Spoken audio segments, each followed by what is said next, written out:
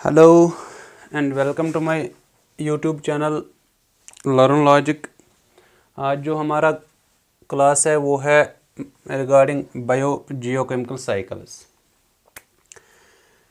ये जो अगर हम इस बायो जियोकेमिकल साइकिल्स की डिफिनीशन पे गौर करेंगे, इसकी डिफिनीशन है कि moment of nutrients and other chemical elements between biotic and abiotic components. मतलब क्या है इसका मतलब है कि moment of nutrients and other chemicals. ये जो अदर केमिकल्स में भी ऑक्सीजन, अदर केमिकल्स में भी नाइट्रोजन,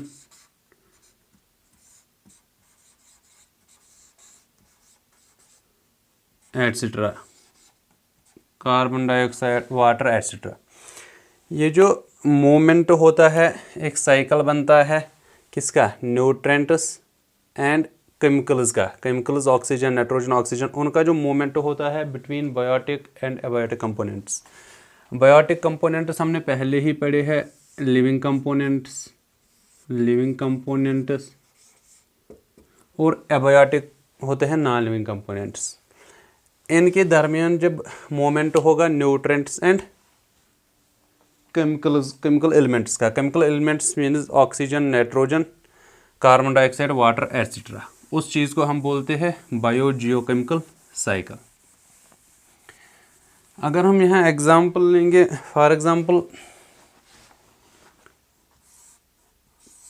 प्लांट्स,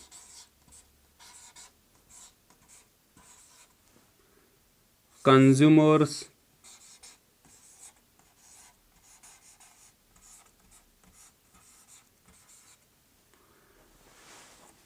decomposers,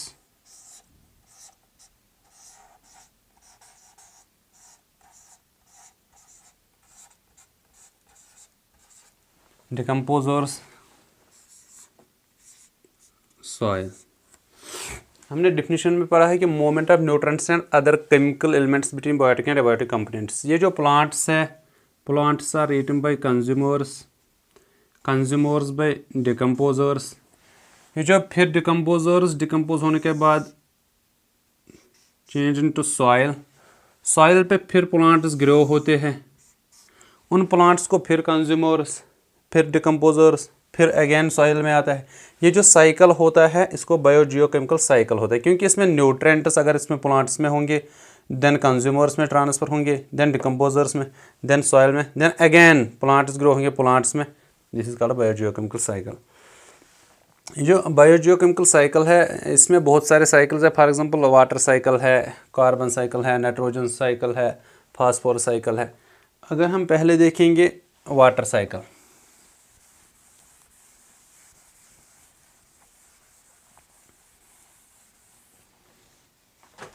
अगर हम वाटर साइकिल देखेंगे,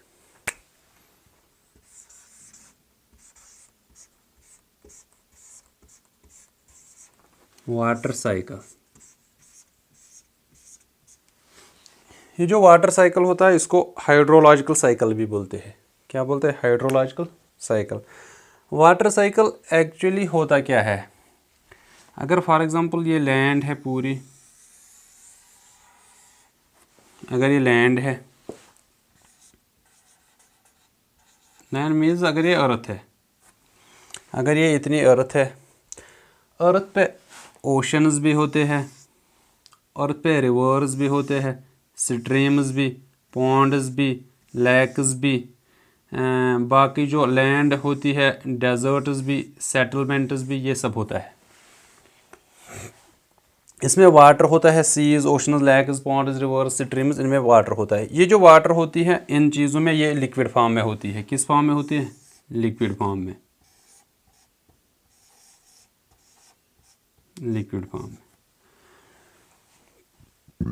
ये जो लिक्विड फॉर्म में वाटर होती है, जब ये इवापोरेट होती है, जब टेम्परेचर की वजह से, सन से जो टेम्परेचर होता है, सोलर एनर्जी की वजह से इवापोरेशन होती है। इवापोरेशन मतलब ये जब इवापोरेशन होती है ये लिक्विड फॉर्म ऑफ वाटर होती है चेंज वेपर में,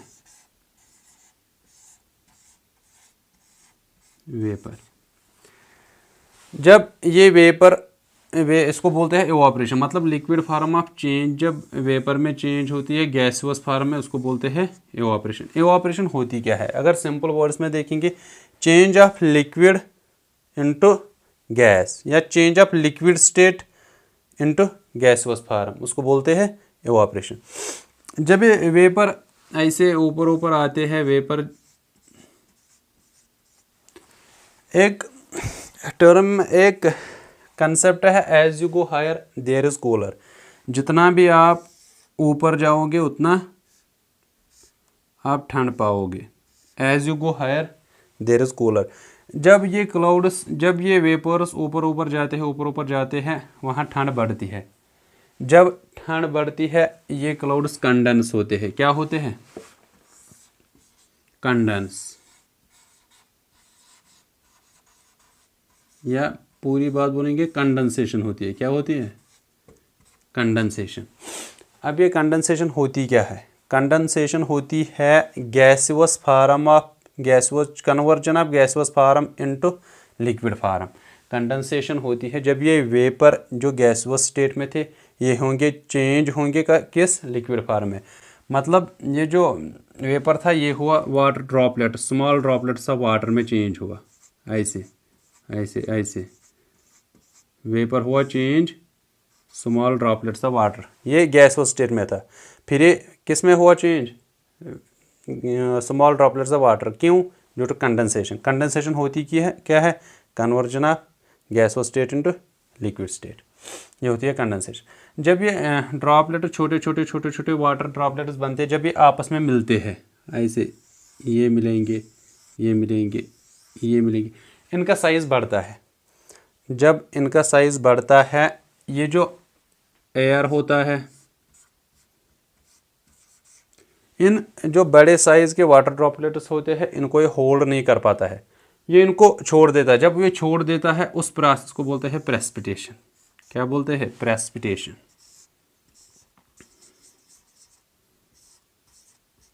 प्रेसिपिटेशन मतलब ये जो एयर है, जब वाटर ड्रॉपलेट्स आपस में मिलते हैं उनका साइज़ जब बड़ा होता है, ये एयर इनको होल्ड नहीं कर पाता है तो वो उनको छोड़ देता है।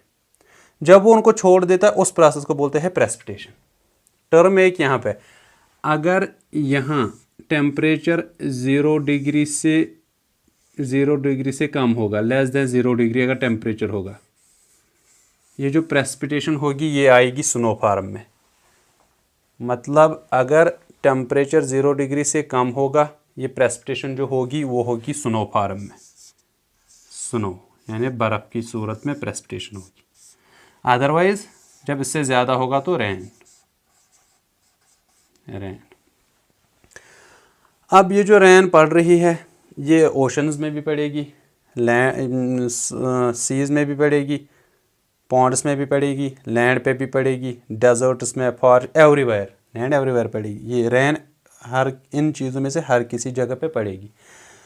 ये अगर ये जो लैंड है, जब लैंड पे बारिश पड़ती है, अगर लैंड कंक्रीट होगी, मतलब उस पर कुछ कंक्रीट सिस्टम का फ्लोरिंग होगी, तो वो अब वाटर को नीचे जाने नहीं देगा, तो देन ड्रेनेज की वजह से वो वाटर पहुंचेगी ओशंस, स्ट्रीम्स, रिवर्स में। जब लैंड पे कुछ कंक्रीट फ्लोरिंग होगी, उस पर कुछ बना होगा कंक्रीट का, तो वो वाटर को, जो रेन वाटर है उसको नीचे नहीं छोड़ेगा, वो हो जाएंगी स्ट्रीम्स, रैक्स, रिवर्स, ओशंस में।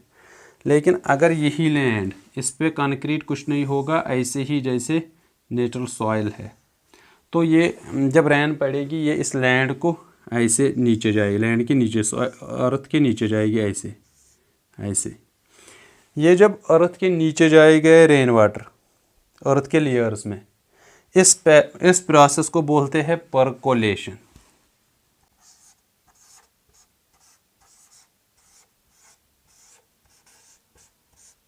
उस प्रोसेस को बोलते हैं परकोलेशन। परकोलेशन होती क्या है? जब रेन वाटर अर्थ पे गिरता है, अर्थ उसको पास करती है अपने नीचे वाले लेयर्स में, उस प्रोसेस को बोलते हैं परकोलेशन। और जब ये रेन यहाँ पे अर्थ पे पड़ी है, अर्थ कुछ रैन ऐसी होती है, मतलब कभी रैन ऐसी होती है कि वार्म टेम्परेचर से उसको गुज़रना पड़ता है, वार्म टेम्परेचर से उसको गुज़रना पड़ता है। तो जब ये रैन इससे गुज़रती है वो अर्थ पे पहुंचती नहीं है। वो रैन जो अर्थ को बिना टच किए वापस इवापरेट होगी, वापस वेपराइज होगी, उस टर्म को जियोग्राफी में बोलते हैं विरगा।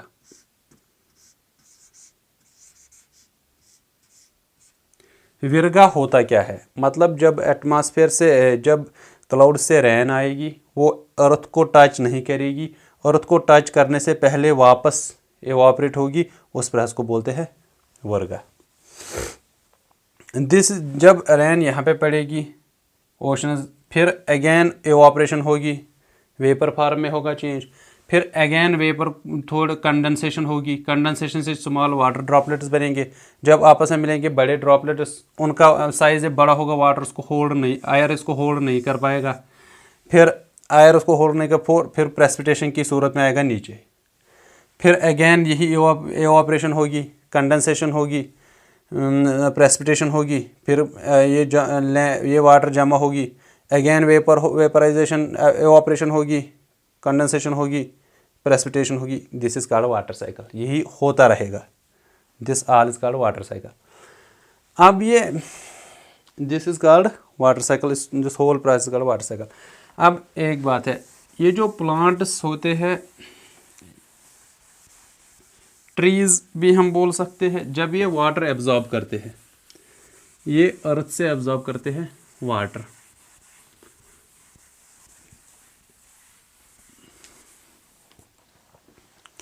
मतलब मेरे कहने का मतलब है ये जो प्लांट्स होते हैं, ट्रीज होते हैं, ये अर्थ से एब्जॉर्ब करते हैं वाटर थ्रू रूट्स, और ये जो उसके पत्ते होते हैं लीव्स, उससे वाटर, उन पत्तों से भी वाटर ऐड होता है एटमॉस्फेयर को। क्या होता है, वाटर ऐड होता है एटमॉस्फेयर को through the leaves of plants और ट्रीज। उस प्रोसेस को बोलते हैं ट्रांसपायरेशन। क्या बोलते हैं,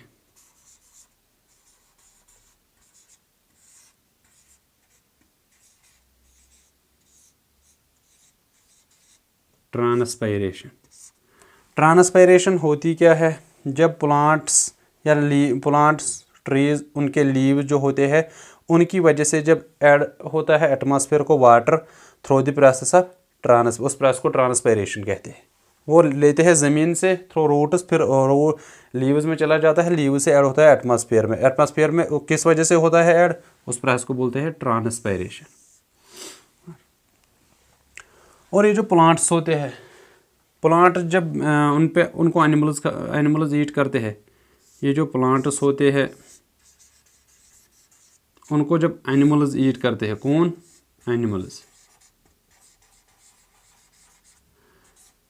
एनिमल्स का जो वेस्ट होता है, उनका एक्सक्रीटा होता है, यूरिन या फीसिस, वो act as a moisture of earth करता है, वो भी अर्थ के मॉइस्चर का हिस्सा होता है।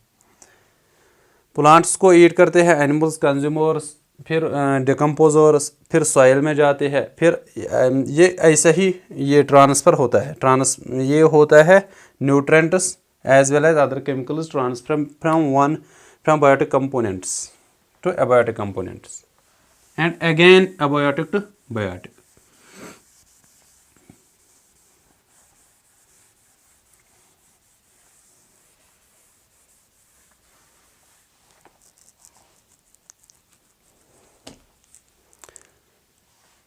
ये था वाटर साइकिल। अब हम और एक साइकिल के बारे में पढ़ेंगे, वो है कार्बन साइकिल।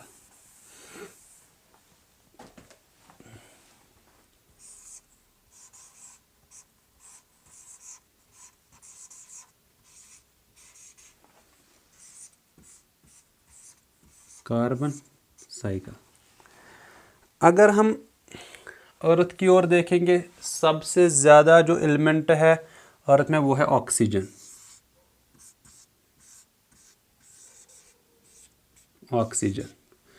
अगर हम सेकंड मोस्ट एलिमेंट जो इम्पोर्टेंट है ह्यूमंस के लिए, वो है carbon. Most important for humans जो है वो है कार्बन।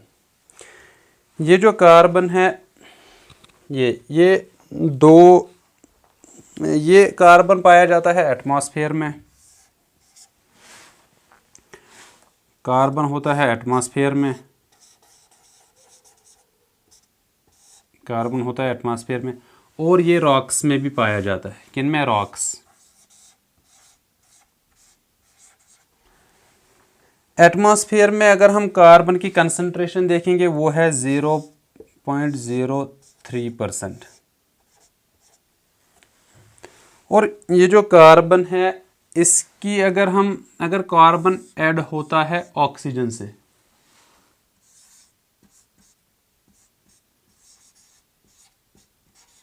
जब कार्बन मिलता है ऑक्सीजन से वो बनाता है कार्बन डाइऑक्साइड CO2। और जब यही कार्बन हाइड्रोजन से मिलता है, किससे? हाइड्रोजन से,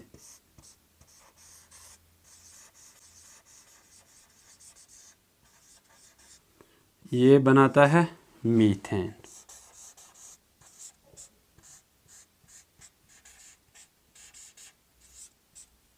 मीथेन।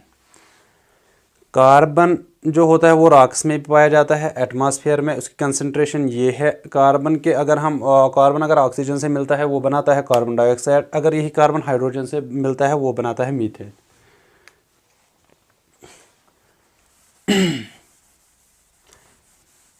ये जो कार्बन होता है, स्पेशली अगर ह्यूमन्स में इसकी इम्पोर्टेंस देखी जाए तो ये मोस्ट इम्पॉर्टेंट फॉर सेल्स होता है, सेल्स के लिए इम्पॉर्टेंट होता है, सेल्स ऑफ ह्यूमन बॉडी, उनके लिए कार्बन इम्पॉर्टेंट होता है।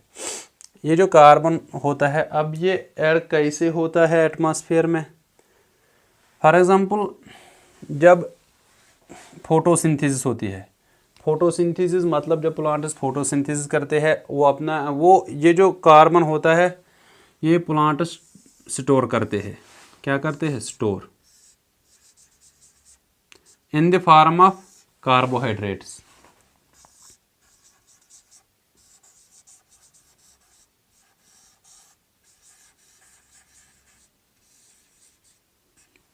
जो प्लांट्स होते हैं ये स्टोर करते हैं carbon in the form of carbohydrates. So ये जो प्लांट्स है इनको बोलते हैं कार्बन सिंक। क्या बोलते हैं? Carbon sink. और वहाँ से छोड़ते क्या है वो प्लांट्स? ऑक्सीजन। जब ह्यूमन्स एंड एनिमल्स रेस्पिरेशन करते हैं, ड्यूरिंग रेस्पिरेशन ये कार्बन डाइऑक्साइड छोड़ते हैं एटमॉस्फेयर की ओर। Humans and animals carbon dioxide छोड़ते हैं एटमॉस्फेयर की ओर, लेते क्या है? ऑक्सीजन। ये जो प्लांट्स है ये ओनली स्टोर नहीं करते हैं कार्बन, प्लांट्स जो होते हैं ये स्टोर नहीं करते हैं कार्बन, एब्जॉर्ब नहीं करते, कुछ अमाउंट ऑफ कार्बन ये छोड़ते भी है। It releases some amount of carbon towards atmosphere. Atmosphere में ये प्लांट्स भी स्मॉल अमाउंट ऑफ कार्बन छोड़ते हैं। ये हुआ का। अगर हम फॉरेस्ट फायर की बात करेंगे, ऐड कैसे होता है एटमॉस्फेयर? एटमॉस्फेयर को कैसे होता है ऐड? कार्बन। अगर फॉरेस्ट फायर की बात करेंगे, फॉरेस्ट फायर, जब फॉरेस्ट फायर होता है, फॉरेस्ट सर कार्बन सिंक, उनमें कार्बन होता है। जब वो फॉरेस्ट फायर होगा तो huge amount of carbon add होता है एटमॉस्फेयर को। उसके बाद अगर हम वेटलैंड्स जो होते हैं, वेटलैंड्स वो भी, उससे भी ऐड होता है कार्बन एटमॉस्फेयर को वेटलैंड्स की वजह से। और ओशंस में जो ओशंस एब्जॉर्ब करते हैं कार्बन डाइऑक्साइड। क्यों? ओशंस में जो छोटे छोटे पौधे होते हैं, फाइटोप्लैंक्टन्स एटसेट्रा, वहाँ भी फोटोसिंथेसिस होती है। जब फोटोसिंथेसिस होगी तो वो कार्बन डाइऑक्साइड लेते हैं, ऑक्सीजन छोड़ते हैं। उसके बाद अगर हम वोल्केनिक इरप्शन की अगर हम बात करेंगे, वोल्केनिक इरप्शन एक टर्म है, ये लेटर हम फिजिकल ज्योग्राफी में पढ़ेंगे। वोल्केनिक इरप्शन, इसकी वजह से भी कार्बन ऐड होता है, फॉरेस्ट फायर की वजह से भी कार्बन ऐड होता है। इन सब चीज़ों की वजह से कार्बन एटमॉस्फेयर में ऐड होता है। ये जो कार्बन होता है, ये second most important for humans होता है। और एक पॉइंट मुझे याद आया, ये जो वाटर साइकिल होता है पिछला जो हमने भी पढ़ा है, उसमें इम्पॉर्टेंस क्या है वाटर साइकिल की। जो वाटर साइकिल की इम्पॉर्टेंस पहली अगर हम देखेंगे, वाटर साइकिल हमें प्रोवाइड करता है फ्रेश वाटर। कैसे?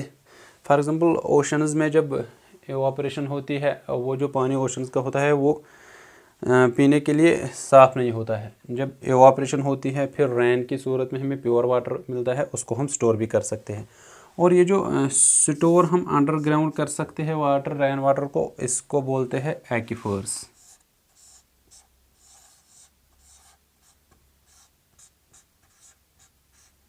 Storage of rain water under the ground या underground storage of rain water, उसको बोलते हैं एक्वीफर्स। बस आज तक के लिए इतना ही, मिलते हैं अपने नेक्स्ट लेक्चर में।